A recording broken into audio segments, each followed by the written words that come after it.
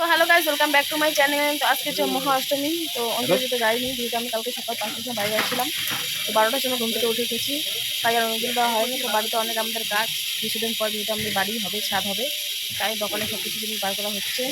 তো এখানে যে এখানে সব কিছু বার করছে, এখানে সব বার করছে, গোছানো হবে। গাইস সন্ধে হয়ে গেছে, তো বাড়ির কাজ সেরে চান করে খাওয়া দাওয়া করলাম। তো এখন বাজে 6:30। তো হালকা চুলগুলো স্ট্রেট করবো আজকে, তো দিদি আসে তো করে দিচ্ছি। তারপর রাতে যাবো ঘুরতে, করে নিই, তারপর তো তোমাদের সাথে শেয়ার করছি ঘুরতে কেমন হয়। তো দেখতে পাচ্ছ কেমন লাগছে জানি না। তো আপাতত ঘুরতে যাওয়ার জন্য একদিনের জন্য করেছি।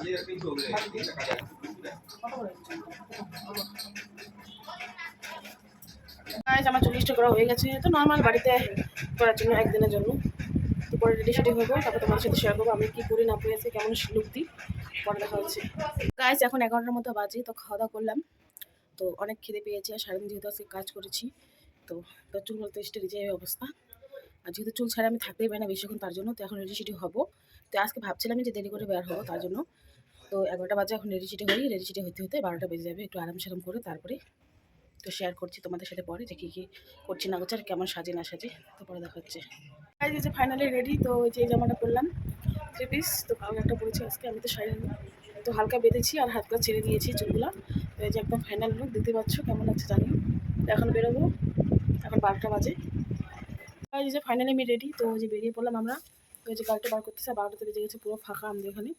তো দোকানে বন্ধ আমাদের, তো যাই।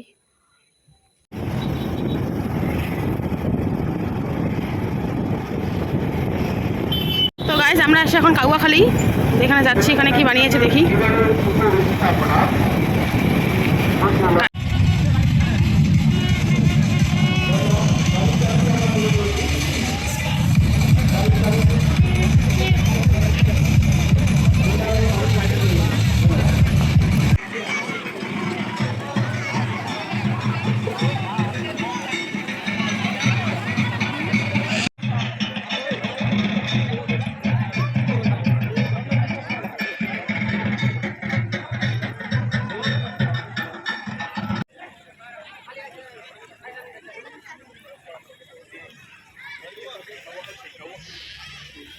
জনকল্যাণ সংঘ ক্লাব, কিন্তু এখন পর্যন্ত বলতে আমাদের একটা আছে, সেই একটা সমাজকে উচ্চ করা ভিড় করেছে জনকল্যাণ সংঘে। সেই জনকল্যাণ সংঘের যে চিত্র তুলে ধরছি সরাসরি শিল্পী এলবিসে।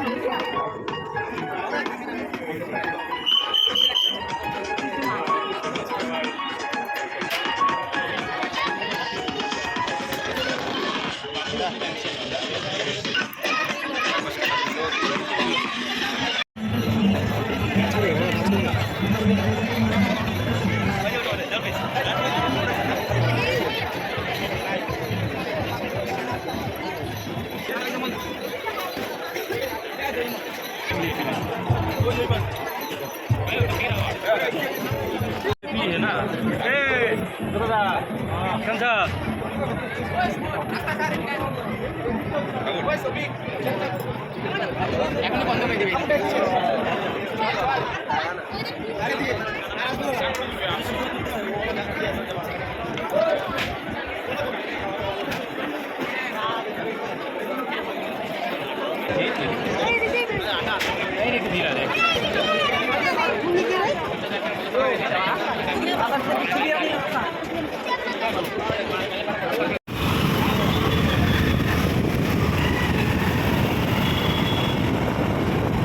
এখন আসলাম উত্তরণ, যাচ্ছি। তো এই যে দেখতে পাচ্ছ বাড়িগুলো কি সুন্দর সুন্দর।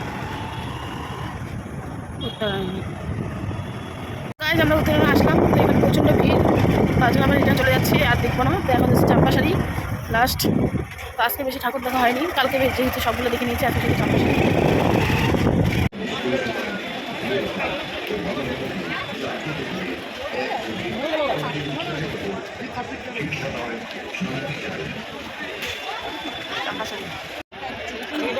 এখানে বিশেষত দেবী দুর্গার দুটো রূপ প্রদর্শিত হয়েছে।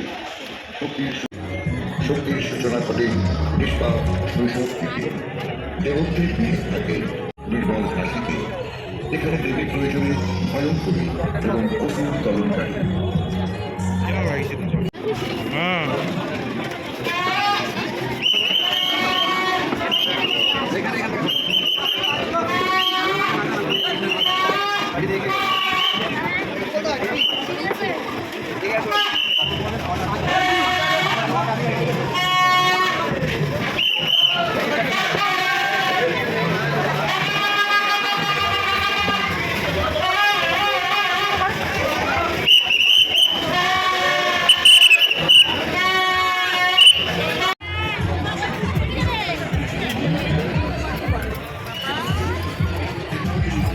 গাইজ এখানে যে মায়াপুর বানিয়েছে, ফাঁকা আছে।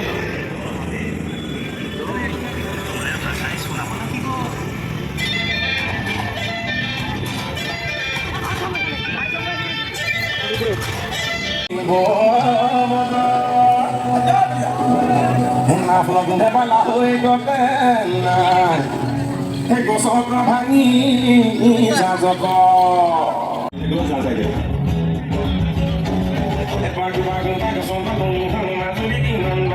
পাপন পাপন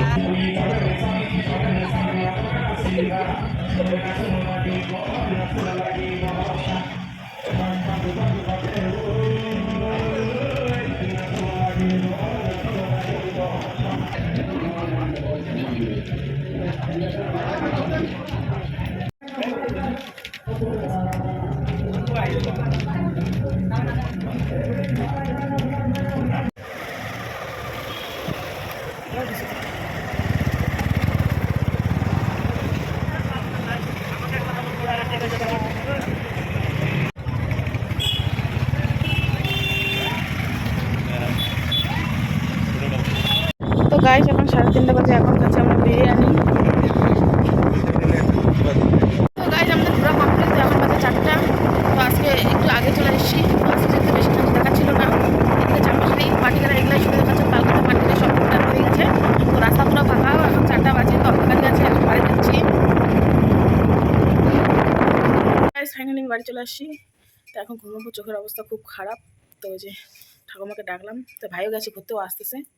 তো ঘরে যাই, ফ্রেশ ট্রেশ হই, চোখ পুরো কালকে থেকে ঘুম হয় না ভালো মতো। তো যাই ঘরে, গাইজ ফ্রেশ ট্রেশ হয়ে নিলাম। তো ঘুম পেয়েছে পুরো। তো 4:30টার মতো বাজতেছে। তো এখন ঘুমাবো। সবারই গুড মর্নিং, এখন আমাদের গুড নাইট। কালকেও ওইভাবে ঘুমাইছি, সকালে দেরি করে উঠছিলাম, তো আজকে ঘুমাবো।